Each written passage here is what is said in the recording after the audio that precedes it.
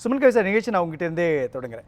விஜயோடைய திட்டம் என்னதான் இருக்குது? ஏன்னா ஒரு பக்கம் திமுகவும் அதிமுகவும் கூட்டணி, தேர்தல் அறிக்கை, நாளையிலிருந்து அவங்க வந்து தொகுதி பங்கீட்டு சம்பந்தமான விஷயங்களுக்குள்ள பேச்சுவார்த்தையை தொடங்க போகிறாங்க இந்திய யூனியன் முஸ்லீம் லீக் கட்சியோட.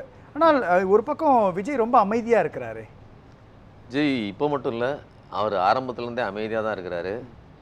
அவர் தான் சொல்கிறாரு, நான் ஒரு பொலிட்டிக்கல் பாம்பை தூக்கி போட்டேன், அது எல்லா பக்கமும் வெடிக்குது அப்படின்னு சொல்கிறாரு. ஏதாவது ஒன்று வெடிக்கணும் அப்படிங்கிறதுக்காக திட்டமிட்டு அது செய்யப்பட்டதாக இருக்கலாம். ஆனால் அது பொலிட்டிக்கலாக பெரிய மாற்றத்தை நிகழ்த்தி இருக்கிறதா அப்படின்னு நீங்கள் பார்த்தீங்க அப்படின்னு சொன்னால் கண்டிப்பாக நிகழ்த்தவில்லை. அப்படி ஒரு பொலிட்டிக்கல் பாம் வெடித்திருந்தால் அது எப்போதோ அதனுடைய வேலையை செய்து அந்த கட்சிகளில் உள்ள, குறிப்பாக அதிமுக, அவருக்கு 2 கட்சியுமே எதிரி தானே. அப்போ அதிமுகவிலிருந்தையும் கூட்டணியிலிருந்து வந்திருக்கணும், திமுகவில் இருந்த கூட்டணியில் உள்ளவர்களும் அங்கே போயிருக்கணும். அப்படி எதுவும் நடக்கலை. அப்போது அரசியல் ரீதியான நடவடிக்கைகளும் பெரியதாக இல்லை. இன்னொன்று, அவர்களுக்கு கட்சி கட்டமைப்பு அப்படிங்கிறது ரொம்ப முக்கியமானது. அப்படிப்பட்ட கட்சி கட்டமைப்பை அவர்கள் முழுவதுமாக உருவாக்கி விட்டார்களா அப்படிங்கிறது கேட்டிங்கனாலும் அதுவும் முழுவதுமாக இல்லை. ஆனால் நீங்கள் திமுகவை பொறுத்தவரையிலும் அப்படி பார்த்தீங்கன்னா அவர்கள் கட்டமைப்பை உருவாக்கி வைத்திருக்கிறார்கள்ங்கிறது எல்லோருக்குமே தெரியும். அது தாண்டி இதுவரைக்கும் பல்வேறு மாநாடுகள் போட்டாங்க. இளைஞரணி மாநாடு, முப்பெரும் விழா, அதிலேயே வந்து 2.5 லட்சம் பேர் கலந்து கொண்டார்கள். அப்புறம் இளைஞரணி மாநாடு வந்து இங்கே வடக்கு மண்டல மாநாடு மட்டுமே, வடக்கு மண்டலத்துக்கு மட்டுமே 1,30,000 பேர் கலந்து கொண்டார்கள் திருவண்ணாமலையில் நடந்ததில். அதே மாதிரி விருதுநகரில் நடந்த கூட்டத்தில், அதாவது தெற்கு மண்டல மாநாட்டில் 1,00,000 பேர் கலந்து கொண்டார்கள். பெண்கள், வெல்லும் தமிழ் பெண்கள்னு சொல்லி 2 மகளிர் அணி மாநாடுகள் 2 நடத்திட்டாங்க. ஒவ்வொன்றிலையும் 1,00,000 பேர். பல்லடத்தில் ஒரு கூட்டம், அதுக்கப்புறம் டெல்டா மாவட்டத்தில் ஒரு கூட்டம், இப்படி களத்தில் ஒரு பக்கம் நடந்துட்டுருக்கு. இன்னொன்று, கட்சிகளை ஒருங்கிணைப்பது. 2021 எதிர்த்தரப்பில் இருந்த கமலஹாசன் இன்னைக்கு விஜய் எந்த இடத்துல வந்து நின்றுக்கிட்டு என்னென்ன பேசி கொண்டிருக்கிறாரோ இதையெல்லாம் கமலஹாசன் பேசினார். விசிக தலைவர் தொல் திருமாவளவன் அவர்களை பார்த்து, நீங்கள் 4 சீட்டுக்கும் 5 சீட்டுக்கும் அங்கே போய் ஏன் ஒட்டிகிட்ருக்கீங்க, நாங்கள் என்கிட்ட வாங்க, நான் நிறைய சீட்டு தரேன்னு சொன்னார். அப்படி சொன்னவர் இன்னைக்கு இந்த கூட்டணியில், அதுவும் திமுக கூட்டணியில் இருக்கிறார். ஏற்கனவே அவருக்கு ராஜ்யசபா எம்பியாகவும் அவர் ஆய்விட்டார். அதே மாதிரி தேமுதிகவை பொறுத்தவரையிலும் எடப்பாடி பழனிசாமி அவர்களால் 2 முறை ஏமாற்றப்பட்டது. அதாவது மிகப்பெரிய கையில் ஒரு தடவைலாம் வந்து கடைசியாக சொன்னது வந்து, எனக்கு ராஜ்யசபா சீட்டு தரேன்னு சொல்லி லெட்டரே கொடுத்தார் எடப்பாடி பழனிசாமி அப்படின்னு சொல்லி காட்டலாம் செஞ்சாங்க. ஆனாலும் கூட அதனால நம்பிக்கை இல்லை. இல்லை, இதில் ஒரு புள்ளியை பார்க்க வேண்டியது இருக்கு இல்லையா? கடந்த வாரத்துக்கு முன்பு வந்து அமமுகவை அதிமுகவுக்குள்ளே இணைச்சாங்க. அப்போது திமுக ரொம்ப அமைதியாக இருந்தது, எந்த விதமான ரியாக்ஷன் கிடையாது. திமுக வெர்சஸ் காங்கிரஸ் அப்படின்ற ஒரு பெரிய முரண்பாடு வந்தோடனே இந்த கடந்த 2 வாரமாக தானே திமுக லைம் லைட்டுக்குள்ளே வந்து திரும்ப பேசு பொருளாதுங்க. இப்போ ஒரு பக்கம் முதலமைச்சர் ஸ்டாலின் அமைதியாக இருந்தது போல தவேக தலைவர் விஜய் அமைதியா இருக்கிறாரா? அடுத்த வாரத்தில் அவங்க கேம். அதாவது என்னன்னா, அமைதியாக இருப்பது என்பது வேறு, சத்தம் இல்லாமல் வேலைகளை நிகழ்த்துவது என்பது வேறு. அதாவது எந்த வேலையும் நடக்காம அமைதியா இருப்பது, கல்லூரி மங்க மாதிரி இருக்கிறதுங்கிறது, அதாவது எடுத்து போட்ட இடத்தில் அப்படியே கிடப்பது என்பது வேறு. இயக்கம் ஒரு ஆழ்கடலை போல, அதுக்கு கீழே 1000 உயிரினங்கள் வாழும், அதுக்கு கீழே 1000 வேலைகள் நடந்துட்டு இருக்கும். நீங்க ஒன்றும் வேண்டாங்க, தேமுதிக வந்ததெல்லாம் வந்து யாருக்குமே தெரியாது. 15ஆம் தேதி சிவராத்திரி, மகா சிவராத்திரியை கோவையில் கொண்டாடுறாரு நம்ம ஜக்கி வாசுதேவ் அவர்கள். முன்னாடிலாம் வந்து அரசியல் நிகழ்வுகள் இதெல்லாம் வந்து பேசி முடிக்கப்படுகிற இடம் சங்கரமடமாக இருக்கும். இன்னைக்கு வந்து அந்த இடம் முக்கியமாக கருதப்பட்டது. அந்த இடத்துல அதிமுகவின் முன்னாள் அமைச்சர் SP வேலுமணி அவர்கள்லாம் அங்கே இருந்தாங்க. ஆனாலும் கூட அவர் கடுமையாக முயற்சிச்சு, எப்படியாவது இந்த கூட்டணியை பழையபடி ஒருங்கிணைத்து விட வேண்டும். பாஜக, தேமுதிக, அதிமுகவின் இதர அணிகள் எப்படி சிதறி கடந்தாலும் சேர்த்துறன்னு முயற்சி பண்ணாங்க. அந்த முயற்சியும் கூட எடப்பாடி பழனிசாமியினுடைய அவருடைய ஆளுமையின் கீழே நடக்கலை. பியூஷ் கோயல் வந்தார், இணைக்கணும்னு சொன்னாங்க, இணைச்சாங்க. இப்படிதான் நடந்துச்சு. அப்போ ஒரு கரிஸ்மேட்டிக் லீடர் அவர் தன்னுடைய கூட்டணியை எங்கள் பக்கம் வாருங்கள்னு கூப்பிட்ட உடனே, அல்லது ரகசியமாகவோ அதை யுத்திகளை வகுத்து அவர் செய்யலை.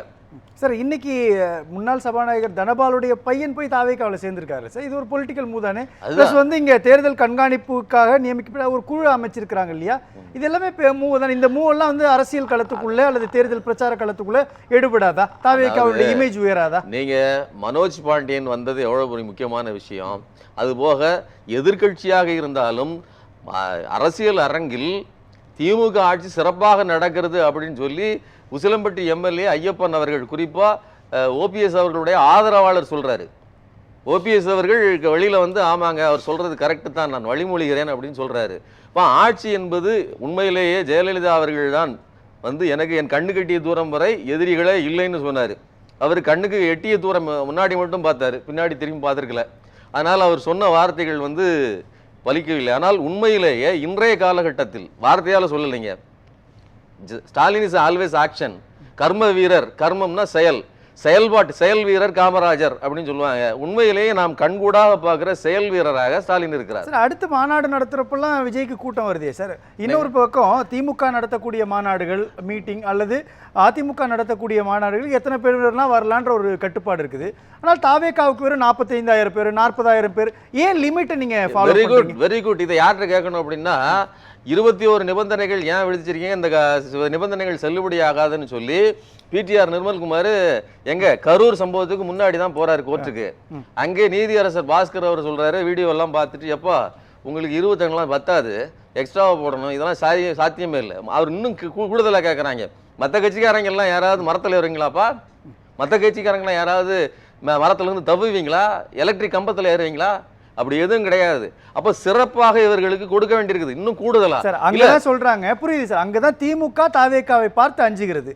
ஏன் அப்ப ஏங்க பாண்டிச்சேரியில இது அந்த தீட்சாவா அந்த அம்மா அந்த லேடி பேசுனது அவ்வளவு பிரபல்யமாச்சுதே, அவ்வளவு கடுமையான விமர்சனங்களை வச்சாங்களே, என்ன இன்னும் கூடுதலா நிறைய பேரை கொல்லணும் பிளான் வச்சிருக்கீங்களான்னு பேசுனாங்களா? நீங்க ஏன் லிமிட் பண்றீங்க? உங்களுக்கு எந்த லிமிட் ஏன் பண்றீங்க? தாவேகாவுக்கு ஏன் லிமிட் பண்றீங்க? பாஜக அரசு, பாஜக கூட்டணியில் இருக்கக்கூடிய அரசு ஆளக்கூடிய இதுல பாண்டிச்சேரியில போய் நின்றுட்டு அவ்வளவு நெருக்கடிகள் கொடுக்கப்படுது. ஆனா அப்படி எந்த நெருக்கடியும் நீங்க அந்த போலீஸ் அதிகாரி பேசியது போல தமிழ்நாட்டில் எங்க சுமன் சார் குறுக்கீடுக்கு மன்னிக்கணும். திமுக நடத்தக்கூடிய தென் மாவட்டத்தினுடைய மாநாட்டில் எத்தனை பேர் வந்தாங்க? திமுக நடத்தக்கூடிய மகளிர் மாநாடு அதிகாரப்பூர்வமாக மகளிர் மாநாட்டில் 1.5 லட்சம் பேர் வந்து 1.5 லட்சம். 2 மாநாட்டிலையும் தனித்தனியா 1.5 லட்சம் பேர். சரி 3 லட்சம் பேர். ஒரு மாநாட்டுக்கு 1 லட்சம் பேர் திமுக அனுமதிக்கப்படுறப்போ தாவேகாவுக்கு மட்டும் ஏன் 45? எங்க இங்க வருகிறவர்கள் 5,000 தான். ஏன் சார்? ஏன் அப்படின்னா இந்த கூட்டத்துக்கு வருகிறவர்கள், இப்போ நான் என்ன சொல்றேன், திமுக கூட்டத்துக்கு வீடியோ ஒரே தப்பா எடுத்துக்காதீங்க, ஒரே குறுக்கிடணுன்ற எண்ணம் கிடையாது. ஒழுக்கத்தை பத்தி சொன்னாரு. அவருக்கான முழுமையான அவருக்கு நேரம் கொடுத்துடலாம். ஏன்னா நீங்க பேசுறப்ப அவர் குறுக்கிடாம இருப்பாரு. ஞாபகப்படுத்துங்கன்னு தான் சொல்றேன். இல்ல அதுதான் சார் கேள்வி. திமுக நடத்தக்கூடிய மாநாடுகள்ல 1 லட்சம் பேர் வராங்க, 1.5 லட்சம் பேர் வராங்கன்னு கிளைம் பண்றோம். ஆனால் தாவேகாவுக்கு வெறும் 4,000 பேர், அதுவும் QR கோட் வச்சிருந்தா மட்டும்தான். ஏன் இந்த ரெஸ்ட்ரிக்ஷன்? Very good. இந்த ரெஸ்ட்ரிக்ஷனை பாண்டிச்சேரி அரசு ஏன் கொடுக்குது? அந்த மாநிலத்துல இல்ல சார், நான் தமிழ்நாட்டுக்குள்ள கேக்குறேன். கற்றோருக்கு சென்ற இடமெல்லாம் சிறப்புங்கிறது மாதிரி தாவேகா சென்ற இடமெல்லாம் ரெஸ்ட்ரிக்ஷன்ஸ். வை பிகாஸ் ஒழுக்கமா பவர். அதுதான் சார் பவர். அதுதான் தாவேகாவுடைய பவர் சார். முரட்டுத்தனமாகவும் மூர்க்கமாகவும் எந்த இதுக்கும் கட்டுப்படாமல் இருப்பது பவரா? அப்போ நீங்க ஒழுங்குபடுத்துங்கன்னு சொல்லலாம் சார்.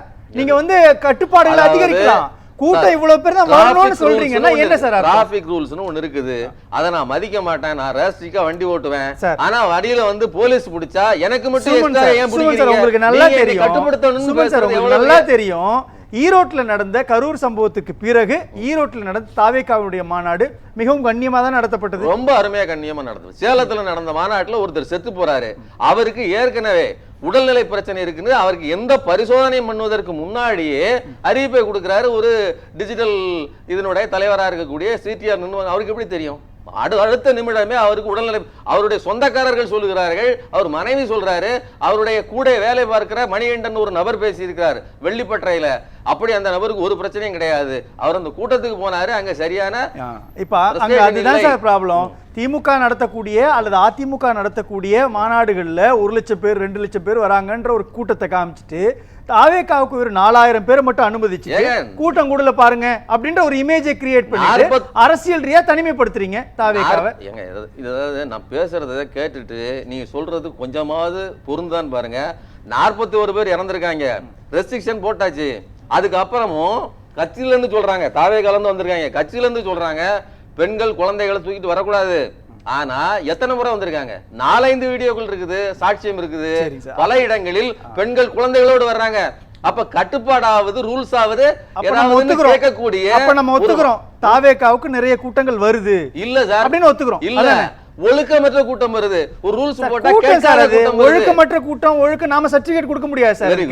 இவங்க தான் ஒழுக்கமானவங்க, இவங்க ஒழுக்கம் இல்லாதவங்க, நாம சர்டிபிகேட் கொடுக்க நிறைய முடியாது. கூட்டம்ங்கிற வார்த்தைக்கு என்ன பொருள்?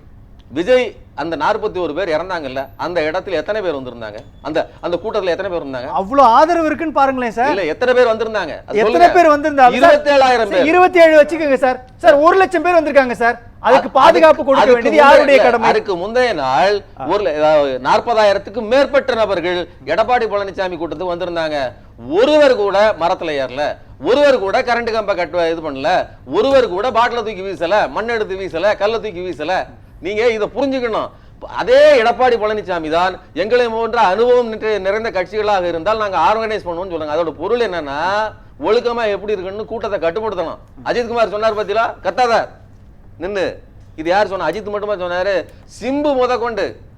சிம்பு முதற்கொண்டு கூட்டத்தை கட்டுப்படுத்துகிற ஆற்றல் நிறைந்தவராக இருக்காரு. ஒரு கூட்டத்தை கூட ஆர்கனைஸ்டா கட்டுப்பாடோட நடத்த தெரியாத அவர் சொன்னா நீ என்ன சொல்றது அப்படின்னு கேட்டுட்டு குழந்தைகளை தூக்கிட்டு வரக்கூடிய ஒரு கூட்டத்தை வச்சுக்கிட்டு நான் என்ன சொல்றேன், கட்சி மட்டும் இல்ல ஒரு கூட்டத்தை விட நடத்த முடியாது. அதன் விளைவுதான் நீங்க சேலம் கூட்டத்துல இன்னொருத்தர் செத்து போறாரு.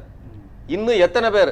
அதிமுகவினுடைய செய்தி தொடர்பாளர் கடுமையா விமர்சிக்கிறார். நான் இதை சொல்லி ஆகணும். ஏன்னா இனிமேல் தாவேகா கூட்டத்துக்கு போனா சவப்பட்டியோடு போனவான்னு கேள்வி எழுப்புறாங்க. அதிமுக கேட்கிறது, நான் கேட்கல.